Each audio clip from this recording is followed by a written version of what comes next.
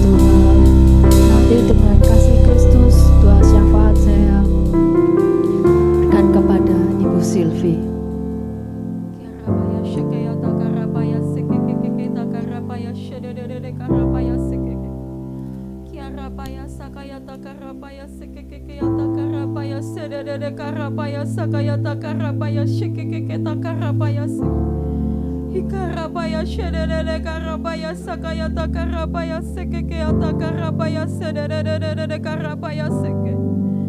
Pagi hari ini kami datang menghampiri tahta-Mu Tuhan. Bersyukur buat hari yang baru, buat rahmat yang baru yang Tuhan beri dalam hidup kami. Terima kasih Tuhan, terima kasih Tuhan. Terima kasih Engkau begitu baik Tuhan buat setiap kami Tuhan. Pagi ini Tuhan kami bawa bangsa dan negara kami ke dalam tangan Tuhan. Tuhan, Engkau Tuhan yang berdaulat penuh atas Indonesia. Di bulan penuh kemerdekaan ini Tuhan, di bulan di mana Tuhan ada breakthrough terjadi di Indonesia 79 tahun yang lalu, kami berdoa Tuhan biar tahun ini jadi tahun breakthrough lagi buat bangsa kami Tuhan. Biar setiap ikatan, setiap yang bukan dari Tuhan, setiap kutuk yang masih ada di bangsa ini dicabut di dalam nama Tuhan Yesus. Kami berdoa Tuhan, biar kemerdekaan yang penuh, kemerdekaan yang betul-betul merdeka terjadi buat bangsa Indonesia, buat semua orang di negara ini. Kami berdoa Tuhan buat pemerintahan yang ada, buat presiden, wakil presiden, jajaran perdana menteri, bahkan Tuhan semua yang duduk di MPR, DPR Tuhan. Kami berdoa biar roh takut akan Tuhan tinggal atas setiap mereka. Biar setiap keputusan demi keputusan yang mereka buat hanya yang dari Tuhan saja yang boleh jadi buat bangsa ini. Terima kasih Tuhan Yesus, terima kasih.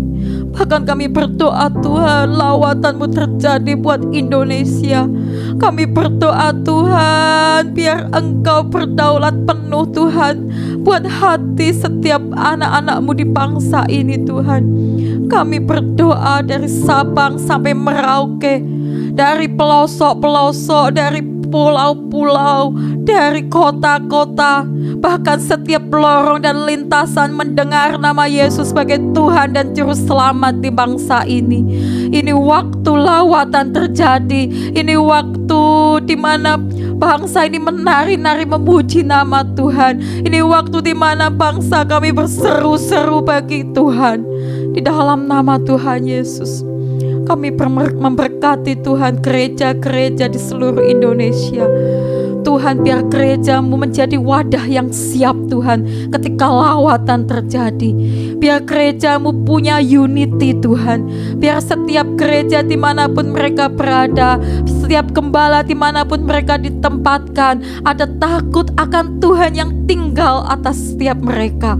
Di dalam nama Tuhan Yesus, dalam nama Yesus Tuhan. Terima kasih Yesus, terima kasih. Ya rapaya sakaya takarapaya seke. Kami membawa Tuhan gereja kami khususnya Tuhan Efrata Community Church, tempat di mana kami ditanam, bertumbuh dan boleh melayani. Tuhan, kami berdoa biar pertumbuhan rohani terjadi atas bangsa ini. Pengenalan akan Tuhan tinggal atas gereja kami Tuhan. Kami berdoa Tuhan, Efrata Community Church akan bertumbuh baik secara kualitas maupun kuantitas. Ada banyak jiwa yang dikirimkan untuk datang memenuhi setiap kursi di setiap minggunya.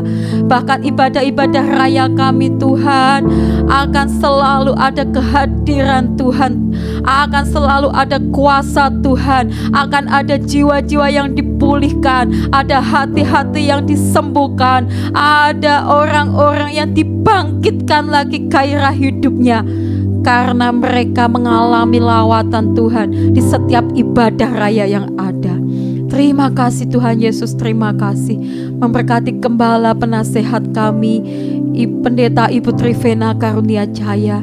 Memberkati gembala kami Tuhan, Bapak Ibu Pendeta Handoyolim, beserta dengan anak-anaknya. Tuhan berkati Tuhan setiap gembala penasehat kami dan gembala kami yang sudah Tuhan urapi. Tuhan pegang kendali atas hidup mereka. Kesehatan mereka ada dalam tangan Tuhan yang ajaib. Bahkan setiap pergumulan dalam hidup mereka hari-hari ini, kemenangan demi kemenangan yang daripada Tuhan akan mereka capai di dalam nama Yesus Tuhan. Tuhan memberkati keluar dan masuk mereka. Tuhan memberkati Tuhan. Bahkan apa yang lahir dari Tuhan sendiri, yang terus menjadi hati mereka untuk melayani, yang terus menjadi titik balik dalam kehidupan mereka. Terima kasih Tuhan Yesus, terima kasih. Berkati jemaat-Mu Tuhan yang mendengarkan saat teduh pemuritan pagi hari ini. Tuhan juga berkati dengan semua yang ajaib yang daripada Tuhan sepanjang hari ini. Kami terima mujizat kami terima pengurapan yang baru dari Tuhan, kami terima jawaban dari setiap pergumulan doa kami. Terima kasih Tuhan Yesus, terima kasih. Sebentar kami mau mendengar kebenaran firman Tuhan. Tuhan, berbicaralah melalui lidah bibir hamba-Mu. Kami siap mendengar. Urapi hamba-Mu yang menyampaikan kebenaran firman-Mu, biar setiap perkataan yang daripada Tuhan sendiri yang boleh kami dengar. Di dalam nama Yesus Tuhan kami berdoa. Haleluya. Amin. Shalom Bapak Ibu Saudara sekalian yang dikasihi Tuhan. Kembali lagi saat pagi hari ini kita akan sama-sama belajar merenungkan kebenaran firman Tuhan, yang mana tema firman Tuhan pada pagi hari ini yaitu kemerdekaan yang terambil di dalam Galatia 5 ayat yang 13. Ya, patut kita bersyukur karena bangsa kita telah bebas dari penjajahan. Dan pada tanggal 17 Agustus kemarin, genap bangsa kita merayakan ulang tahun kemerdekaan yang ke-79.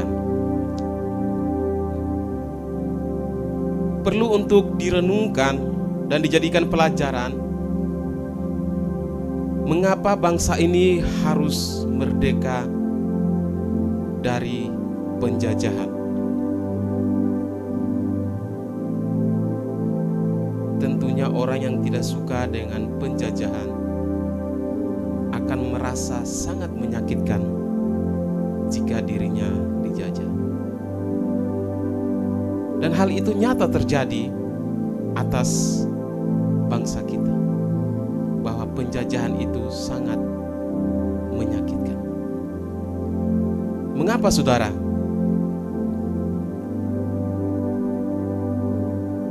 Karena kita yang dijajah, kita harus melakukan apa yang menjadi keinginan penjajah. Jadi, kalau kita dijajah, segala keinginan, kemauan kita itu tidak berlaku. Yang berlaku atas diri kita adalah kemauan, keinginan penjajah.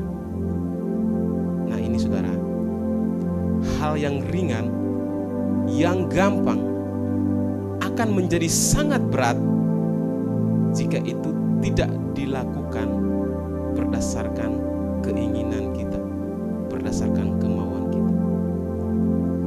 Saya berikan contoh masa kecil saya. Kami dalam rumah ada 6 bersaudara bersama ayah dan ibu, berarti 8. Dan setiap kami sudah diberi tugas untuk melakukan pekerjaan setiap pagi. Dan pekerjaan saya yang harus saya lakukan adalah membersihkan halaman. Halaman kami tidak besar. Dedaunan di halaman juga tidak begitu banyak. Tetapi yang menjadi masalah adalah pekerjaan itu sangat tidak saya sukai. Kenapa saya tidak menyukai pekerjaan itu? Karena bagi saya pekerjaan seperti itu adalah pekerjaan seorang perempuan. Sehingga halaman yang kecil, tidak dengan dedaunan yang banyak, saya melakukan itu memakan waktu yang lama. Dan hasilnya itu pun juga tidak bersih. Sebab apa? Kembali lagi bahwa apa yang saya lakukan itu tidak sesuai dengan keinginan saya, sehingga hasilnya juga tidak maksimal. Demikian demikian juga di zaman penjajahan, kita tidak bisa melakukan apa yang menjadi keinginan kita. Kita harus melakukan apa yang menjadi keinginan penjajah pada waktu itu. Berikutnya, kenapa penjajahan itu menyakitkan? Karena penjajahan itu merampas hak kita. Apa yang menjadi kepunyaan kita sendiri adalah kepunyaan mereka. Kita tahu, saudara, bahwa bangsa kita ini adalah bangsa yang kaya dengan alamnya. Kemarin Pak Gembala mengajak kami bepergian menuju ke arah Solo. Dan dari Solo kami keluar ke suatu tempat yang lumayan jauh. Tapi saudara, dalam perjalanan kami melihat alam di sekitar kami, kiri kanan, sangat indah. Dan kami sampai ke tempat tujuan, kami sangat menikmati sekali tempat tujuan kami dengan wisatanya yang sangat indah. Dan itu menjadi suatu gambaran bahwa bangsa kita ini bangsa yang kaya. Namun di zaman penjajahan, apa yang menjadi hak kita itu adalah menjadi hak penjajah. Dan segala kekayaan alam kita pastinya mereka ambil, dirampas, dan dibawa, dikirim ke negeri mereka. Tentunya negeri bangsa yang menjajah kita. Dan berikutnya, penjajahan itu menyakitkan karena kita tidak bisa mengembangkan diri. Jikalau kita mengembangkan diri, maka kita dianggap menjadi suatu ancaman. Khususnya dalam dunia pendidikan, orang-orang tertentu yang boleh bersekolah, apalagi dia seorang wanita, sehingga muncullah RA Kartini yang menerobos pemikiran-pemikiran yang tidak berkembang itu. Nah saudara, karena menyadari akan hal ini, bagaimana penjajahan itu menyakitkan, maka tokoh-tokoh nasional kita, para pahlawan kita pada masa lalu, zaman kemerdekaan, mengambil sikap dengan tindakan bagaimana supaya bangsa ini dapat merdeka.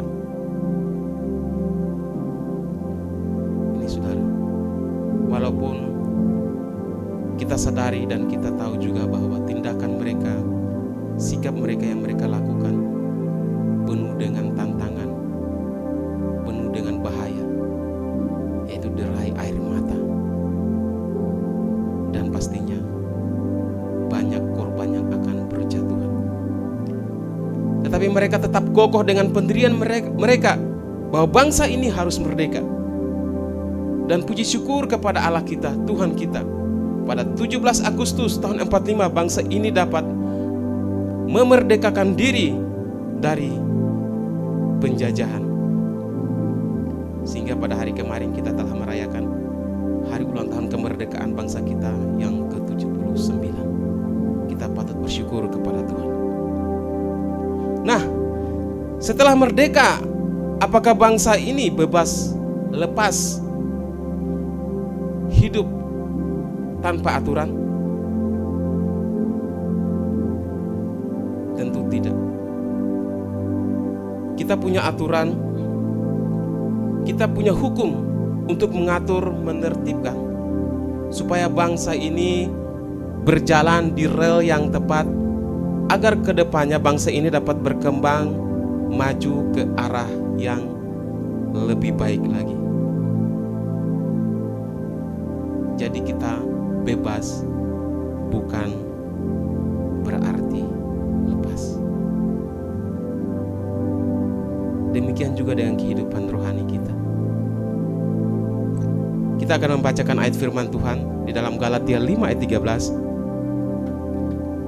Hitungan ketiga kita akan sama-sama membacakannya. Saudara-saudara, memang kamu telah dipanggil untuk merdeka. Tetapi janganlah kamu mempergunakan kemerdekaan itu sebagai kesempatan untuk kehidupan dalam dosa, melainkan layanilah seorang akan yang lain oleh kasih. Jadi kita sudah dimerdekakan, bukan berarti kita lepas dari dosa, lepas dari hukum atau lepas dari aturan yang lain, saudara.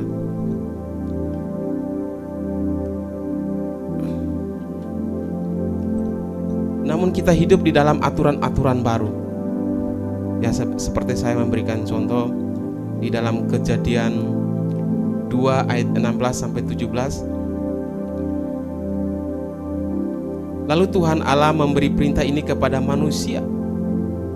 Semua pohon dalam taman ini boleh kau makan buahnya dengan bebas, tetapi pohon pengetahuan tentang yang baik dan yang jahat itu janganlah kau makan buahnya. Sebab pada hari engkau memakannya, pastilah engkau mati. Di sini ada terselip Tuhan memberikan kebebasan. Namun bebas bukan berarti tanpa aturan. Sebab di sana dikatakan, tetapi pohon pengetahuan tentang yang baik, ada tetapinya, ada bebasnya, ada tetapinya. Jadi mana yang benar? Bebas atau tidak bebas? Ya. Kalau saudara berkata kepada saya mana? Saya berkata bahwa kehidupan kita sebagai anak Tuhan ini semua di dalam rancangan Allah, aturan Allah. Berarti kita tidak punya kebebasan mutlak dari diri kita. Ini saudara. Kembali lagi kepada kemerdekaan. Kita umat Tuhan sebelum menerima Kristus sebagai Tuhan dan Juru Selamat pribadi adalah orang-orang yang melakukan perbuatan dosa. Karena apa? Karena kita dijajah oleh hukum dosa. Saat kita hidup di dalam hukum dosa, tidak mampu, tidak sanggup, tidak ada satu orang pun yang dapat keluar melepaskan diri dari dosa tersebut. Mungkin di antara kita, saudara sekalian yang di rumah, berkata bahwa sebelum saya menjadi orang Kristen, sebelum saya ikut Kristus, sebelum saya menerima Yesus sebagai Tuhan dan Juru Selamat pribadi, saya bukan orang pembunuh, perampok, saya bukan seorang pencuri, pezina dan lain sebagainya.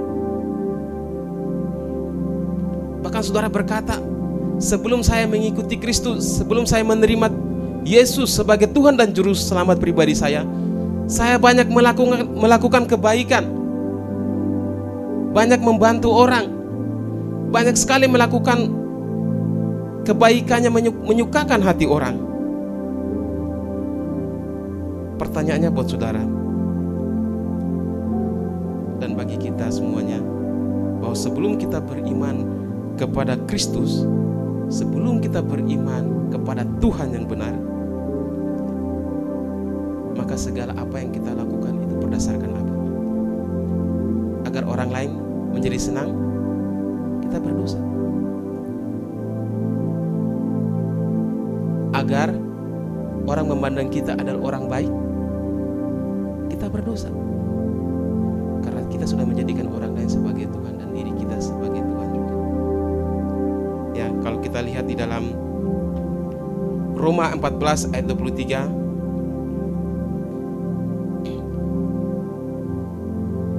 bagian B, Roma 14 ayat 23 bagian B, saya akan membacakannya. Dan segala sesuatu yang tidak berdasarkan iman adalah dosa. Segala sesuatu berarti di dalam adalah perbuatan-perbuatan baik juga.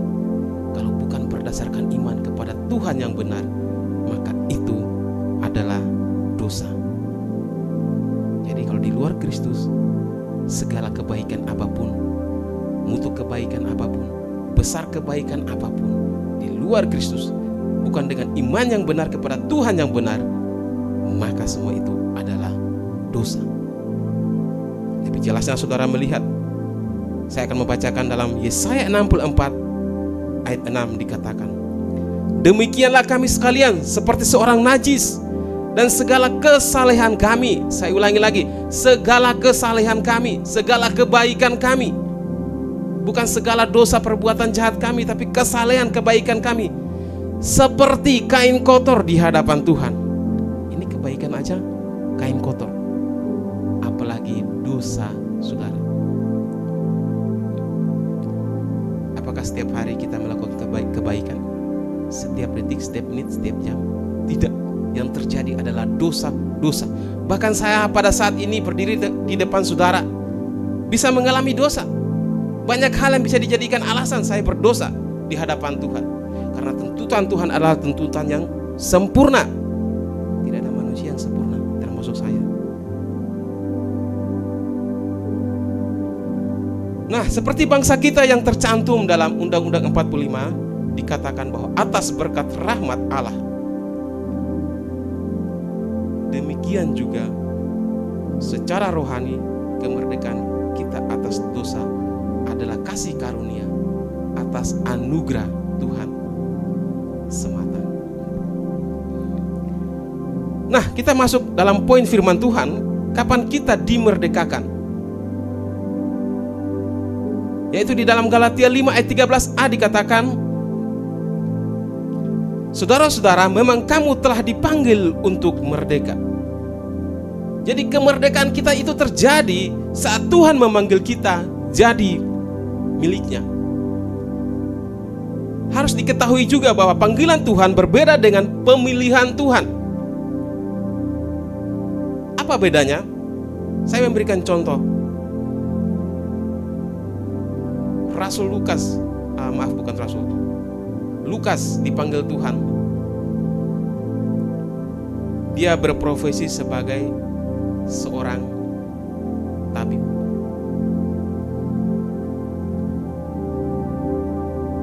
Petrus dipanggil Tuhan, dia berprofesi sebagai nelayan. Paulus, dia dipanggil Tuhan sebagai seorang ahli agama. Di sini saya mau katakan bahwa Tuhan memanggil kita dalam waktu kondisi keadaan yang berbeda. Tetapi pemilihan Tuhan itu sama, yaitu apa? Sebelum dunia dijadikan. Dalam Efesus 1 ayat 4 dikatakan, sebab di dalam Dia Allah telah memilih kita sebelum dunia dijadikan, supaya kita kudus dan tak bercacat di hadapannya. Di dalam Dia, di dalam Kristus, Allah telah memilih kita untuk menjadi apa? Percaya, menjadi pengikut Kristus. Bukan saat saudara melakukan kebaikan, bukan saat Petrus menjadi seorang nelayan, Lukas menjadi seorang tabib atau dokter, atau Paulus yang sebelumnya adalah Saulus menjadi seorang ahli agama. Tidak, kita belum lahir, kita belum melakukan perbuatan-perbuatan yang jahat dan baik, tetapi Allah sudah terlebih dahulu memilih kita menjadi pengikut Kristus nantinya ke depan. Nah, dalam pemilihan ini adalah pemilihan tanpa syarat. Allah tidak memilih dengan syarat karena kita orang kaya, karena kita orang baik, terkenal, atau kita tampan. Tetapi jika kita menjadi miliknya, itu karena anugerah Tuhan semata. Ya, lagu-lagu banyak diciptakan orang dan banyak lagu yang terambil dalam firman Tuhan. Sangat bagus sekali, sangat alkitabiah sekali ya.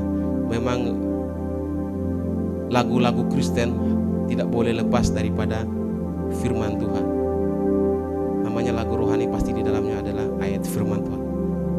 Di sana dikatakan, bukan karena kekayaanku, bukan karena kekayaanku, bukan karena kebaikanku, bukan karena ketampananku. Ini lagu sangat terinspirasi dari Alkitab, dan orang yang menciptakan ini sangat dipakai Tuhan. Kalau Tuhan memilih kita itu bukan karena kekayaan kita, kedudukan kita, ketampanan kita, kepintaran, kepandaian kita, tetapi hanya oleh kasih karunia, anugerah Tuhan semata. Nah, pertanyaan lagi buat kita, apakah pemilihan Tuhan itu salah? Sebab kita ketahui seperti Paulus, sebelum dia menjadi Paulus, dia ada seorang Saulus. Dan waktu dia mengalami masa pertobatan, banyak orang belum bisa menerima dia. Karena di benak orang-orang Kristen pada zaman abad pertama mengingat akan Paulus yang sebelumnya adalah Saulus, adalah orang jahat yang mengejar-ngejar umat Tuhan, bahkan membunuh umat Tuhan. Tapi Tuhan memanggil dia menjadi miliknya. Apakah Tuhan salah? Tentu tidak, saudara. Sebelum dia dipanggil Tuhan menjadi milik Kristus, Tuhan sudah mempersiapkan dia. Dia adalah seorang ahli agama, dan kita tahu pelayanannya sangat luar biasa. Dan dia menghitung penganiayaan, penderitaan dia yang dia lakukan di dalam pengeringannya kepada Kristus hampir saja sama dengan Tuhan kita Yesus Kristus. Ini sangat luar biasa. Jadi kondisi-kondisi terpuruk sekalipun juga Tuhan sedang mempersiapkan kita. Kalau kita kembali kepada perjanjian lama, khususnya kisah Daud, Tuhan bukan saja mempersiapkan dia di ladang menjaga kambing domba yang beberapa ekor saja, tapi Tuhan sedang mempersiapkan dia pada saat dia dikejar-kejar oleh Saul. Ini saudara, jadi pelajaran buat kita, jangan sampai kita mengutuki, jangan sampai kita mengata-ngatain orang-orang yang kita lihat mereka menganiaya umat Tuhan, mereka membakar gereja Tuhan, mereka menghambat pekerjaan Tuhan. Jangan, saudara, kita bawa mereka dalam doa. Siapa tahu orang-orang seperti mereka ini yang akan dibalikan Tuhan menjadi pelayan hamba Kristus yang luar biasa, seperti yang sudah kita ketahui dari pribadi Saulus menjadi Paulus. Berikutnya adalah kita merdeka dari apa? Yaitu kita dimerdekakan dari dosa. Dalam Galatia 5 ayat 13b dikatakan, tetapi janganlah kamu mempergunakan kemerdekaan itu sebagai kesempatan untuk hidup di dalam dosa. Nah, tadinya kita dalam kondisi apapun juga, segala sesuatu yang kita lakukan adalah dosa semata. Maka sekarang kita sudah dimerdekakan dalam panggilan ilahi. Maka kita mulai menyukakan hati Tuhan dengan segala perbuatan yang berdasarkan iman. Nah, jadi sangat konyol ya kalau ada orang bilang dosa sudah dipikul, jadi bebas saja melakukan perbuatan dosa seenaknya. Nah, bagi saya orang-orang seperti ini tidak berpikiran yang waras. Tidak mungkin saya yang tadinya bermain lumpur, setelah itu saya mandi bersih dengan pakaian bersih. Setelah bersih, saya kembali lagi bermain lumpur. Itu sesuatu yang sangat konyol. Nah, kemerdekaan kita dari dosa bukan karena alasan kita sudah menjadi orang baik, orang hebat, berkelebihan, tetapi kembali lagi, tetapi panggilan Allah berdasarkan kasih karunia yang memerdekakan kita dari dosa.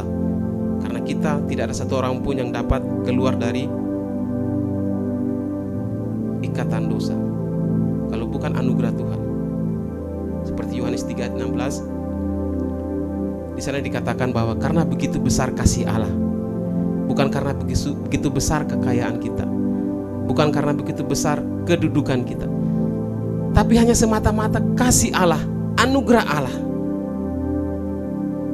Sehingga apa? Dia memerdekakan kita dari dosa lewat putranya yang tunggal, yaitu Tuhan kita Yesus Kristus. Saat kita beriman kepadanya, kita telah ditebus lunas. Pengorbanan Kristus itu sempurna. Perbuatan baik itu bukan suatu alasan lagi saudara datang, ini Tuhan saya sudah melakukan ini, melakukan ini. Kalau saudara berkata demikian di hadapan Tuhan, atau di hadapan hamba Tuhan bahwa saya banyak berkorban untuk gereja, banyak melakukan kebaikan untuk gereja dan lain sebagainya, saudara sedang menghina Tuhan. Kalau itu saudara jadikan alasan bahwa saudara benar di hadapan Tuhan. Karena hanya kasih karunia kita dipanggil menjadi percaya di hadapan Tuhan. Nah saudara, namun ada orang tertentu, ada orang-orang tertentu yang sekalipun menyebut diri Kristen, itu sangat banyak ya, tidak mencerminkan Kristus di dalam kehidupan mereka. Saya pernah berada dalam satu kota, saya belum memberikan diri untuk menjadi seorang pelayan Kristus atau bersekolah teologi. Saya berada dalam lingkungan orang-orang yang berlatar belakang teologi. Saya senang sekali mereka kalau bicara tentang firman Tuhan, karena masuk terus sesama mereka ya.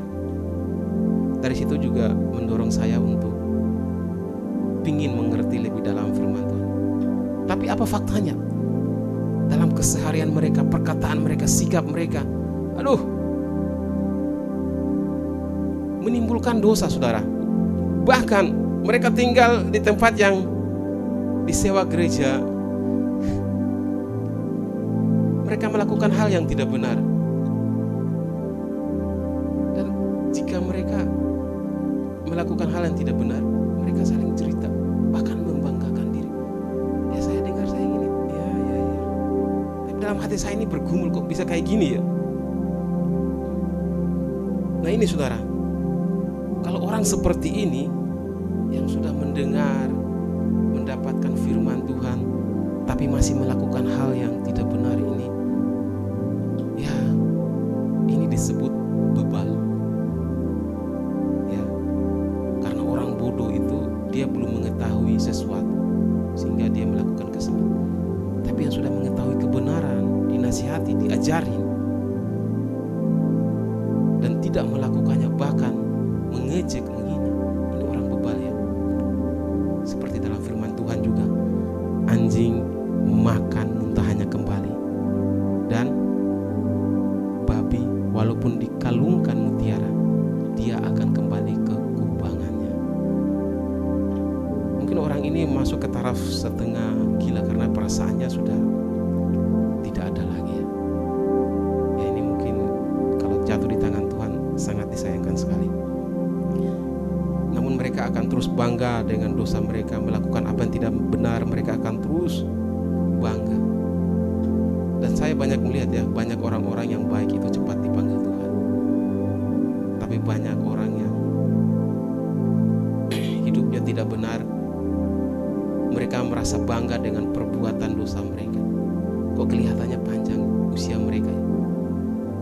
Dan mereka tidak menyadari bahwa Tuhan sedang memberikan mereka kesempatan untuk bertobat. Bahkan mereka bangga dan melakukan kejahatan lebih lagi. Jika demikian, suatu saat orang-orang seperti ini Tuhan masukkan ke dalam penjara. Tuhan akan berkata bahwa tepat tempatmu di sini, karena sudah diberikan kesempatan, namun tidak juga mengalami pertobatan. Nah, kita masuk saja langsung di poin yang ketiga.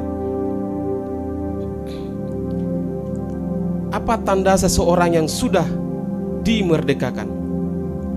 Itu yang ketiga, di dalam Galatia 5 ayat 13c dikatakan,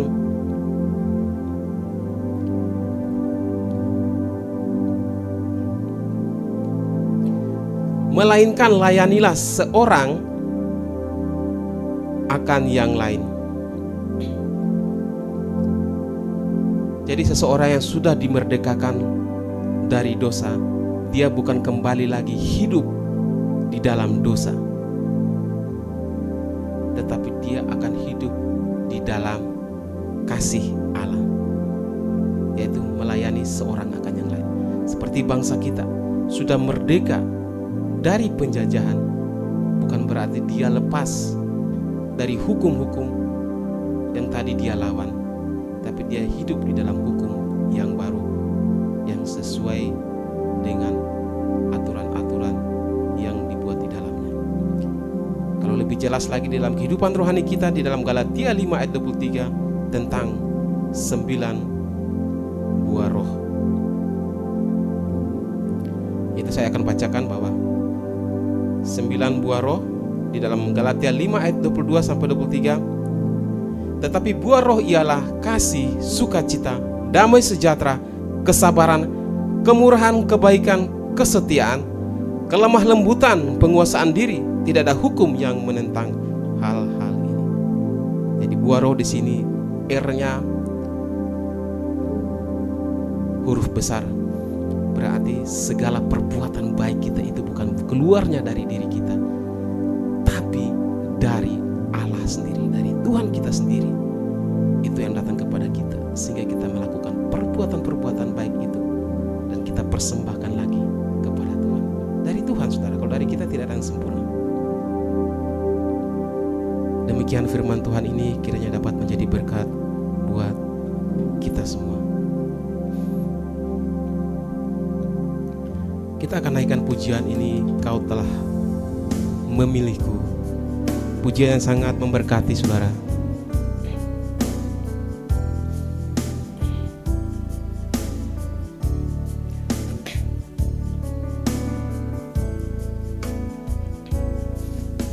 Kau telah memilihku sebelum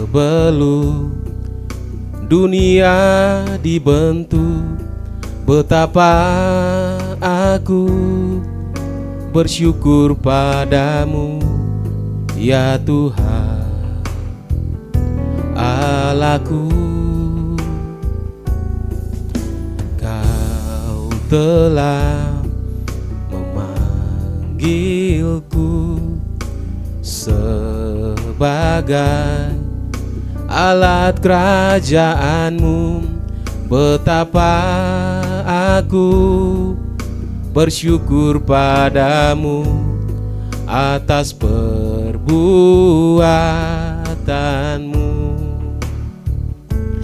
Jadikan aku bait sucimu yang kudus dan yang tiada bercela.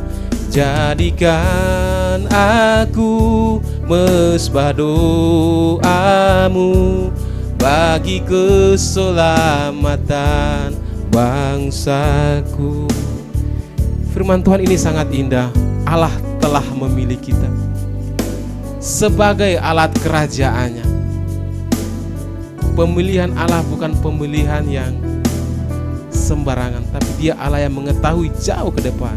Kau telah memanggilku sebagai alat kerajaanmu.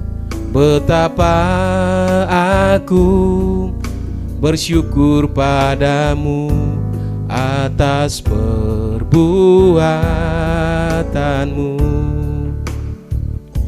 Jadikan aku bait sucimu yang kudus dan yang tiada bercela. Jadikan aku mesbah doamu bagi keselamatan bangsaku. Jadikan aku bait sucimu yang kudus dan yang tiada bercela. Jadikan aku mesbah doamu bagi keselamatan bangsaku. Bagi keselamatan bangsaku. Bagi keselamatan bangsaku. Haleluya, mari kita datang pada Tuhan. Bapa, terima kasih untuk hari yang baru, bahkan minggu yang baru yang Kau berikan pada kami. Kami percaya minggu ini Tuhan Immanuel bersama kami dan memberi kemenangan dalam hidup kami. Kalau berapa hari kemarin kami merayakan kemerdekaan bangsa kami, Tuhan terus memberkati para pemimpin kami, bangsa kami, semua akan menjadi semakin indah, semakin maju, semakin memuliakan Tuhan. Kami memberkati semua yang sudah melayani hari ini. Tuhan perhitungkan, Tuhan berkati luar biasa, khususnya Bapak Kirson yang sudah sharing firman, pakai hidupnya makin menyenangkan Tuhan. Kami masuki hari dengan sukacita. Saudaraku, terimalah berkat dari Allah Bapa, cinta kasih Tuhan Yesus Kristus, dan persekutuan dengan Roh Kudus menyertai senantiasa sekarang sampai selama-lamanya. Doa Bapa kami yang di surga, dikuduskanlah namamu, datanglah kerajaanmu, jadilah kehendakmu di bumi seperti di surga. Berikanlah kami pada hari ini makanan kami yang secukupnya, dan ampunilah kami akan kesalahan kami, seperti kami juga mengampuni orang yang bersalah kepada kami. Dan janganlah membawa kami ke dalam pencobaan, tetapi lepaskanlah kami daripada yang jahat, karena Engkaulah yang mempunyai kerajaan dan kuasa dan kemuliaan sampai selama-lamanya. Amin. Selamat pagi, Tuhan memberkati.